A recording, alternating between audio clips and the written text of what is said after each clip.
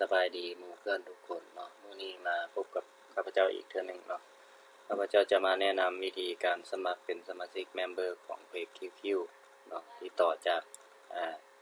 บทก่อนเนาะวิดีโอบทก่อนเนาะเฮ็ดแนวใดว่าเรียนอินเทอร์เน็ตแล้วสิได้เงินเนาะมาเบิ่งช่องทางนี้ก็ถือว่าได้ผลประโยชน์หลายสมควรเนาะได้ทั้งเงินได้ทั้งการเล่นเนาะแล้วก็การสร้างประสบการณ์จากการหารายได้ผ่านอินเทอร์เน็ตเนาะก่อนอื่นเหมือนก็ให้ทุกคนเนาะเข้ามาเว็บไซต์นี้เนาะเป็น pakbet.com เนาะซึ่งข้าพเจ้าได้สร้างขึ้นมาเพื่อสนับสนุนเนาะนักเรียนหรือว่านักศึกษาทั่วไปเนาะที่ไผยังบ่อยากเริ่มต้นเรียน IT หน่อยแต่ว่าบ่ฮู้ว่าจะเริ่มจังไดเนาะมันจะมีขั้นตอนอยู่นี่หลายขั้นตอนเนาะจะมีหลายปัญหาหลายเคสเนาะถ้าใครมีปัญหาอันใดก็สามารถติดต่อข้าพเจ้าได้ตามนี้เนาะหรือว่าอยากจะฝากเว็บไซต์หรือว่าสร้างเว็บไซต์หรือว่าซื้อโปรแกรมตัดโปรแกรมเนาะมันก็จะมีเนาะตามนี้ตามหัวข้อนี้ก็ติดต่อข้าพเจ้าได้เนาะติดต่อแบบนี้เนาะแล้วก็หรือว่าอยากได้โปรแกรมไปใช้ในบริษัทหรือว่าห้างต่างๆเนาะข้าพเจ้าก็มีขายอยู่นี่เนาะตามราคานี้ให้มาเบิ่งรายละเอียดเบิ่งแล้วก็ติดต่อเนาะเพราะว่าข้าพเจ้าจะไปลงให้หรือว่าไปสอนให้นะแต่ว่าอยากดาวน์โหลดโปรแกรมก็อยู่บนนี้เนาะดาวน์โหลดโปรแกรมอยู่บนนี้มีทั้งโปรแกรมฟรีแล้วก็มีทั้งโปรแกรมเสียเงินเนาะแบบตามนี้แล้วก็ถ้าใครอยากเรียนเนาะเรียนเป็นคอร์สมันจะมีอยู่บนกิจกรรมเนาะให้มาเบิ่งเอาเนาะแล้วก็มีการสอนข้าพเจ้าจะเฮ็ดเป็นข้อไว้อยู่บนนี้หรือว่าอยากจะซื้อแผ่นซีดีเป็นคู่มือในการเรียนเก็บไว้อยู่บ้านหรือว่าให้ลูกให้หลานเรียนต่อกันมาติดต่อข้าพเจ้าเนาะข้าพเจ้าจะส่งไปให้เข้ามาหน้าหลักทำอิฐนี่แล้วก็มาเลือกหัวข้อเนาะหัวข้อของเว็บไซต์ข้าพเจ้าจะเลือกเอาแต่พวกที่ว่ามีประโยชน์เนาะเกี่ยวกับ IT อยู่ประเทศลาวเนาะหรือว่าทั่วโลกนั่นแหละก็บ่เฉพาะเจาะจงแต่ประเทศลาวซึ่งข้าพเจ้าได้แปลจากภาษาอังกฤษมาเป็นภาษาลาวเพื่อให้ง่ายในการศึกษาเรียนใครอยากเรียนก็มาเบิ่งเอาเนาะว่ามันมีหัวข้อหยังแน่เนาะหรือว่าอยากได้หยังเนาะแต่มื้อนี้จะมาแนะนำการสมัครเนาะโซเชียลตัวนี้เนาะเป็นสมาชิกของโซเชียลเพจ QQ ซึ่งมันเป็นระบบ SME ของประเทศไทยสร้างขึ้นมาเนาะเป็น Worldwide Content ที่ว่ามีผลประโยชน์ร่วมกันระหว่างโซเชียลตัวนี้เนาะสมาชิกทุกคนมีผลประโยชน์ร่วม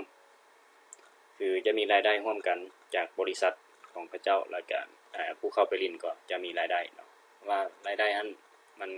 มีอย่างแรกก็ให้เข้ามาเบิ่งคลิกเข้าไปเบิ่งก่อนข้าพเจ้าได้เฮ็ดเป็นวิดีโอว่ารายได้มันมีอย่างแน่มันจะมีอยู่นี้เนาะมีตามวิดีโอตัวนี้ให้เข้ามาเบิ่งวิดีโอตัวนี้ก่อนที่จะสมัครเนาะเบิ่งรายละเอียดว่ารายได้มันจะได้แบบใดเนาะอันในบทก่อนข้าพเจ้าสร้างวิดีโอไว้ตัวนี้แต่มื้อนี้ข้าพเจ้าจะมาสอนวิธีการสมัคร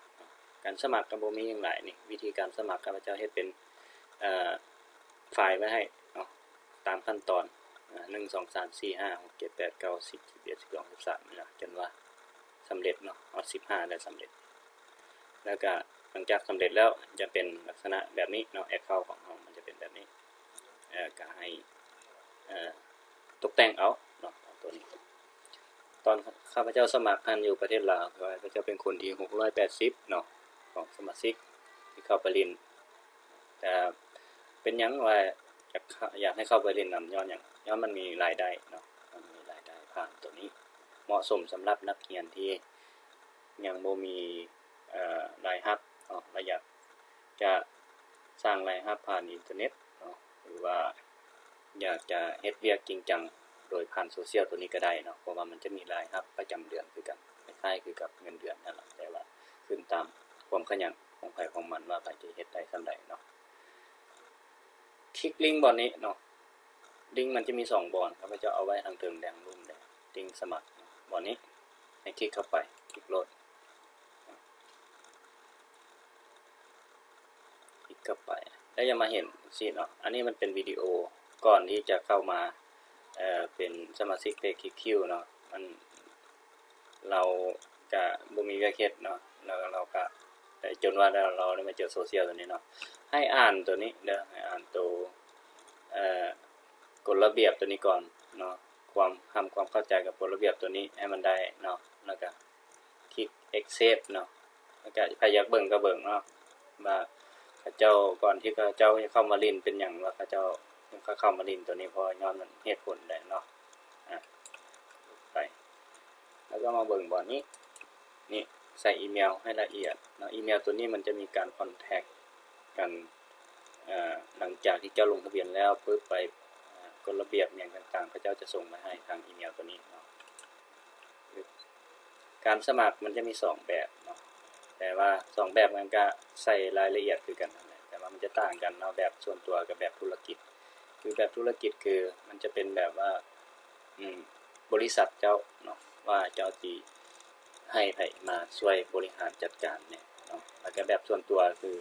มันจะเป็นบัญชีส่วนตัวของเจ้าเนาะถ้ามันเป็นแบบบริษัทมันจะมีรายรับเข้าบริษัทของเจ้าเนาะเขาสิใช้ดูพนักงานของเจ้าหรือว่าผู้ใดที่ว่าอยากเฮ็ดเวียกนำก็ให้เจ้าบินต่อๆกันไปได้เนาะข้าพเจ้าได้สมัครไปแล้วเลือกเป็น Personal เนาะ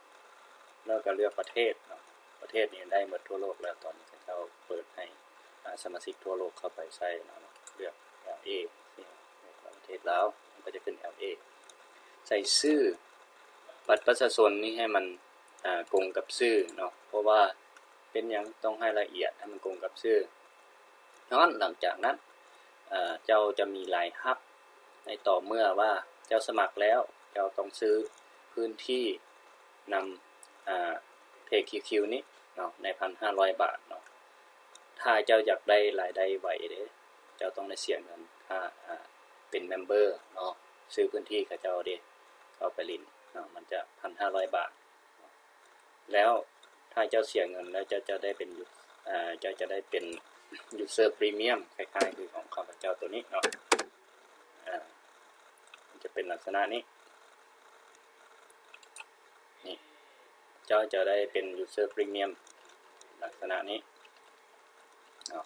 มันถึงจะได้เงินได้เงินบ่แม่นว่าได้แบบใดก็ให้ไปเบิ่งวิดีโอตัวนี้เนาะว่ารายได้มันจะได้แบบใดข้าพเจ้าแนะนำอย่างนี้แล้วหลังจากนั้น